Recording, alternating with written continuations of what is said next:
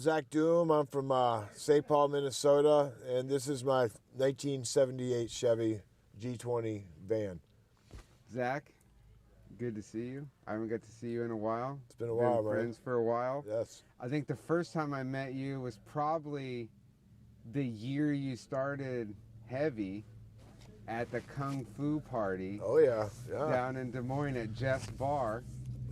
And then since then, there's been many a times where we've crossed paths when we were supposed to bring that bike up to the show, that didn't work out. Oh yeah. We got to get you guys up to Minnesota. Yeah, and now Jim Green Jr. So his half little brother, which was the shithead that messed all that up, right? We're friends with Jim Green Jr. He takes the Doomsday out all the time in Kansas City. That's so the crazy getting it trike? out there, yeah. And he has a Camaro, like a Street Freak Camaro that his dad built. There's a Pontiac his dad built in another guy's garage in town that's like all candy painted. Oh, it's all painted up. Yeah, Nico has a knucklehead frame that's all twisted metal. Or the panhead. What was the name of his? Wild Child? Wild Child, yeah. So we got plenty of weird stuff that we need to get up to Full Tilt Boogie. Yeah, I mean, I remember as soon as I started my blog, like before Instagram was even a fucking thing, I remember you guys hit me up from down there like immediately. Yeah. Because, I mean, psychedelic choppers, basically that's like our main, influence. And, that's what my company Heavy is about, you know what I mean? And yeah, why don't you tell us about Heavy and like where that came from? I remember originally you had these like crazy designs. There was like a pinball design I think at the beginning, and there were some chicks on it, and they were like super washed out and vintage looking, and like crazy. We basically started Heavy because there was literally no brands based around the chopper thing at the time. You know what I'm saying? And this is like 20 years ago, And, I started it because there was just a certain kind of cross section that, me and my friends occupied that, we wanted to establish, so to speak. You know what I'm saying? And looking back on it, it's just our generation of dudes coming up and coming through the scene and, putting our stamp on it as well. You know what I mean? Yeah. It's grown into something. It's very cultish. Yes, at times it's been very cultish, and it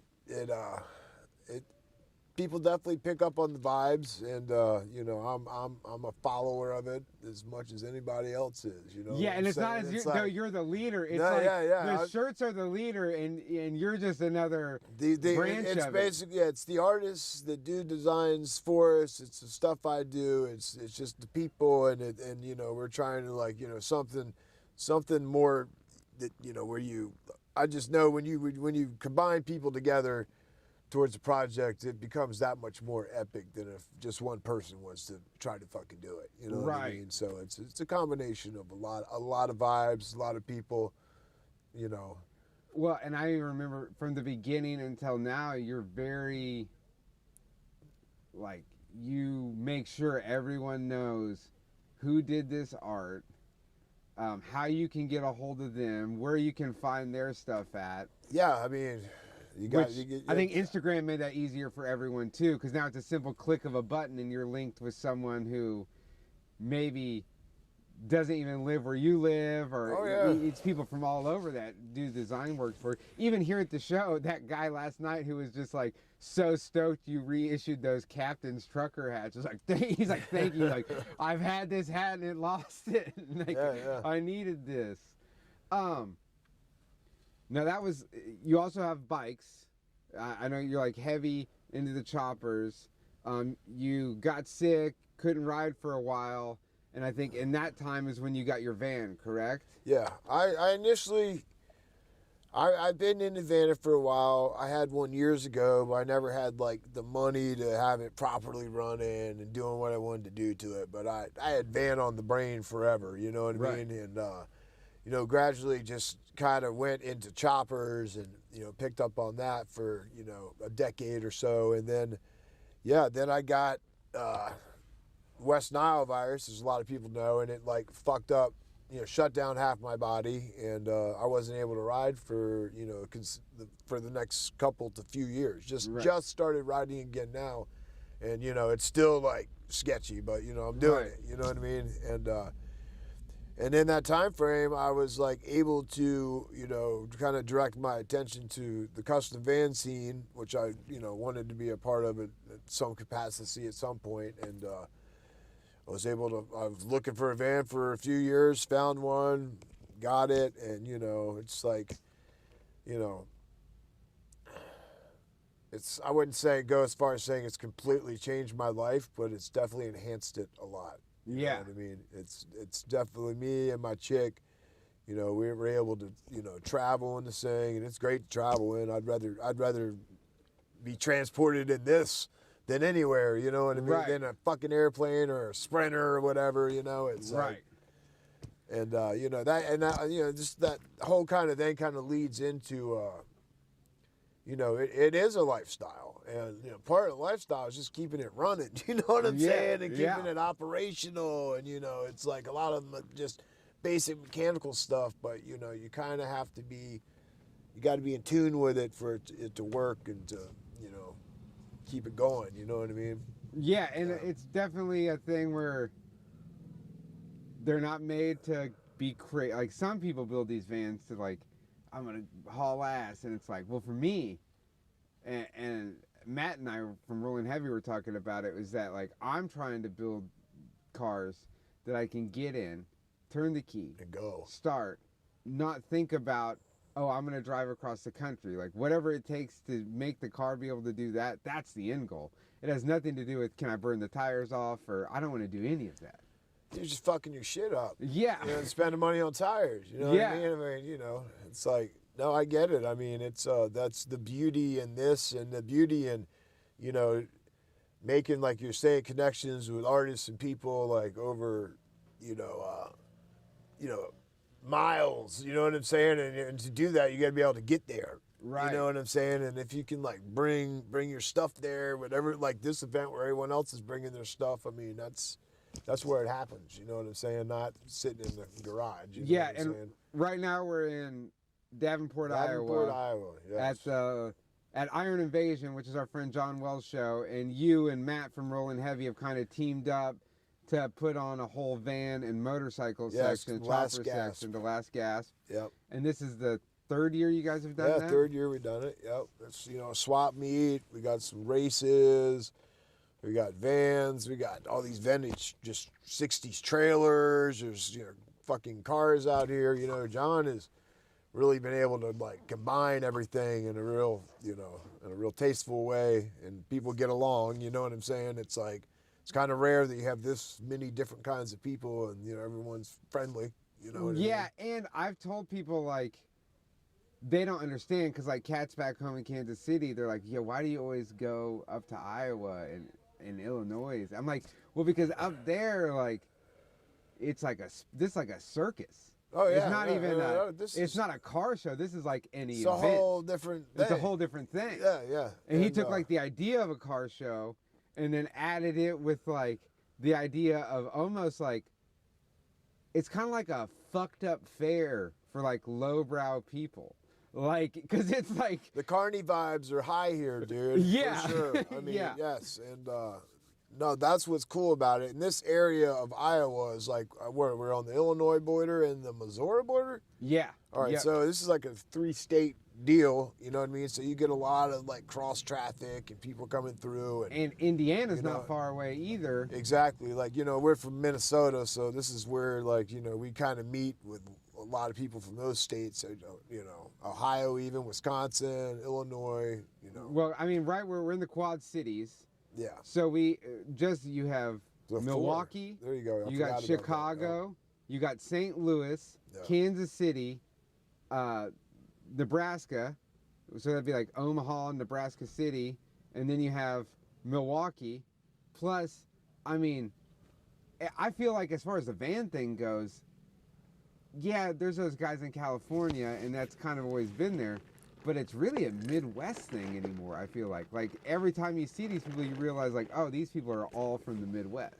Yeah, it's I mean, I'm originally from the East Coast, and so I'm not I've been in the Midwest for a long time, and I would definitely say that I kind of like was very fortunate to find such a history and a scene. I mean, we got Harley Davidson right in Milwaukee, so it's like that started here, in the Midwest. And, the car scene in Iowa, like these old farmer dudes. I mean, they'll have a car their entire lives. They got it. They built it when they were 16, and they keep it and give it to their freaking grandson. You know what I'm saying? There's like a real love, a history, and it kind of like relates to what you're saying about like I mean, these people, their stuff runs, man. They drive here. You know what I'm saying? It's no.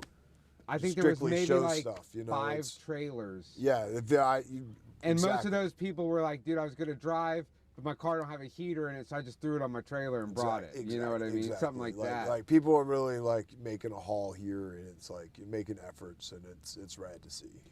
Yeah, and it started off slow today. John freaks out, which everyone that knows John, that's just John day of show. But I'm like, again, blown away, like you were saying about like how different it is, like because he's laxed a little. And with the van thing, like one thing that's cool is like there's no like year regulation.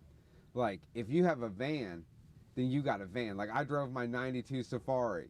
Like there's a Dodge, there's like a newer Econoline all decked out, and that's like the van people, they don't really, that's what I like about it. There's no like ageism in it like there is with hot rodding, where it's like, oh, that's not a specific year car, you know what I mean? Like, oh yeah, for sure. If it's cool, it's cool. You're trucking, and it's the same thing with like the motorcycle scene.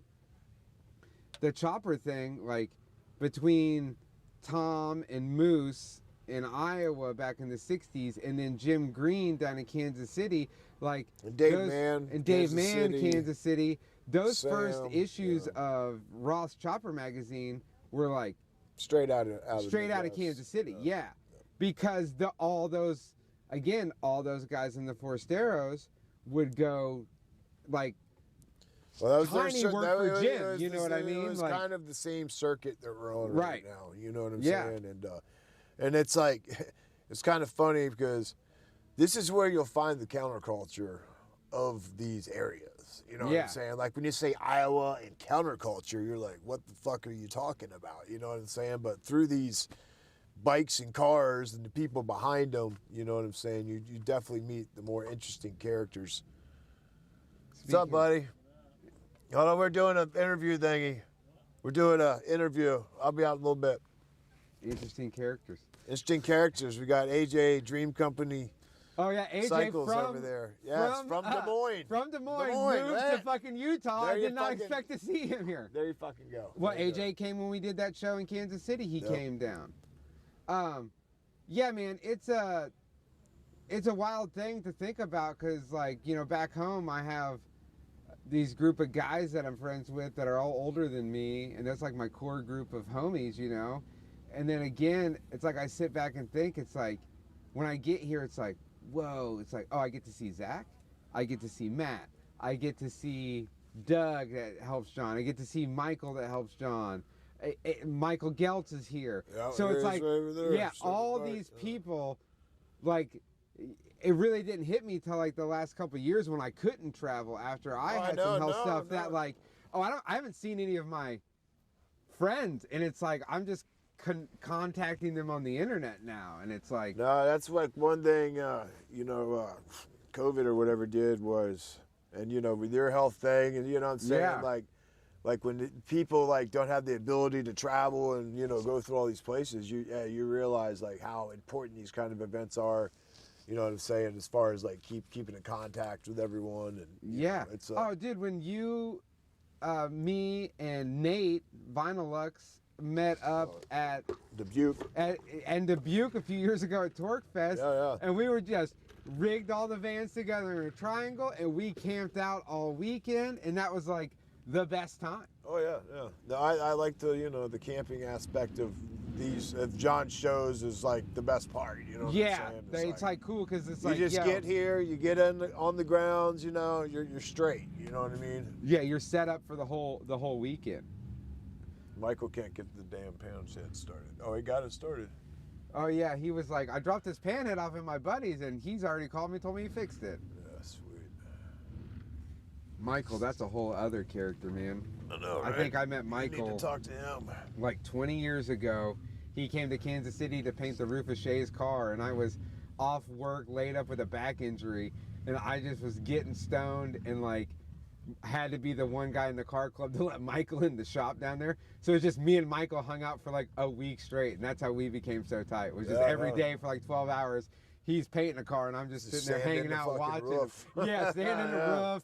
We fucked it up and had to wipe it all off at one point. And oh yeah, was it like a fucking flake job on a primer body or something? It was it was that Ranchero that Shay used to have, that shitbag Ranchero, and it's still around town. This Harold Shay Shayzilla. He should be here right now. Yeah, he should be here. Just had a baby. Yeah, he did. Yeah, congratulations, they had the baby. You and Shannon. Yeah, and that interview's coming, but with him just having the baby, now it's going to be even harder. So you did just get to start riding again. I've been seeing that online. How's that felt? I mean, it's great.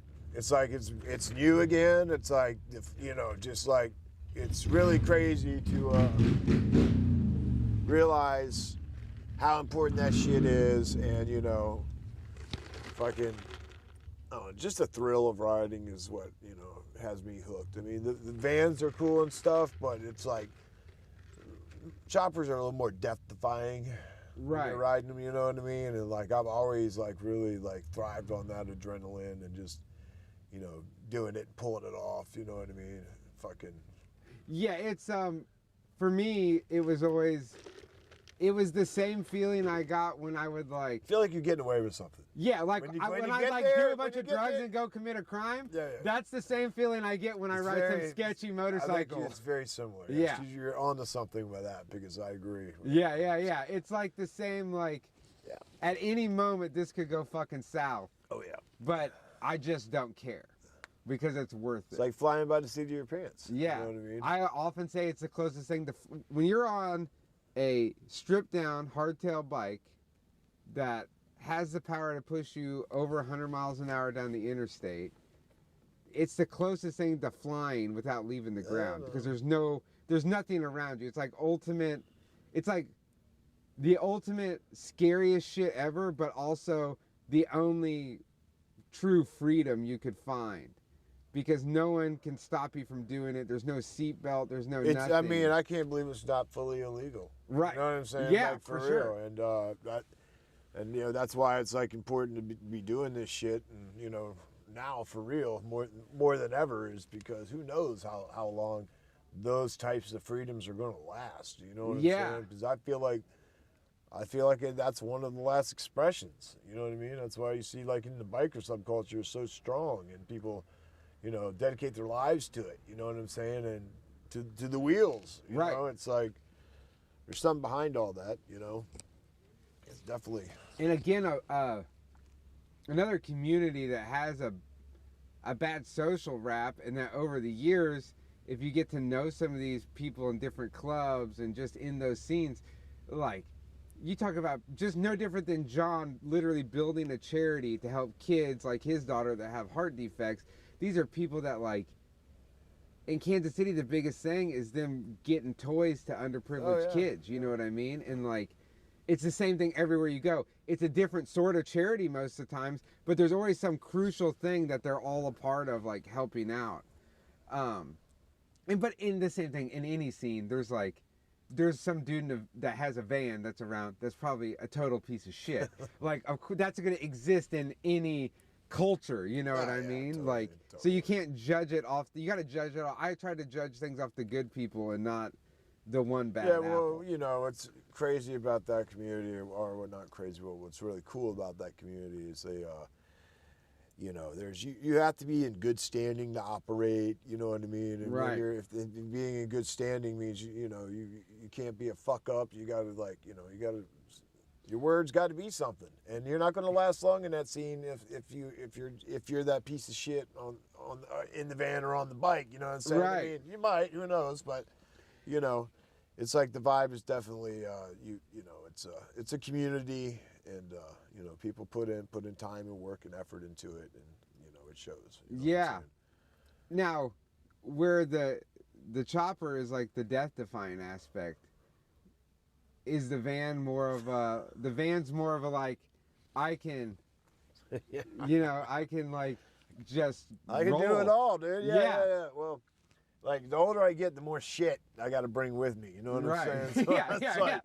I learned how to pack all that onto the back of a motorcycle, but like once you get, a dog, an old lady, and more shit going on, and of course carrying my stuff around to, it is definitely a lot mellower. You're behind a windshield, but you're getting stoned, listening to tunes, Also, it's like the adventure you need like one of these. As soon as you put one of these kind of wooden steering wheels on it, you feel like you're kind of doing something then. So it's like putting ape hangers on a motorcycle or something. So right.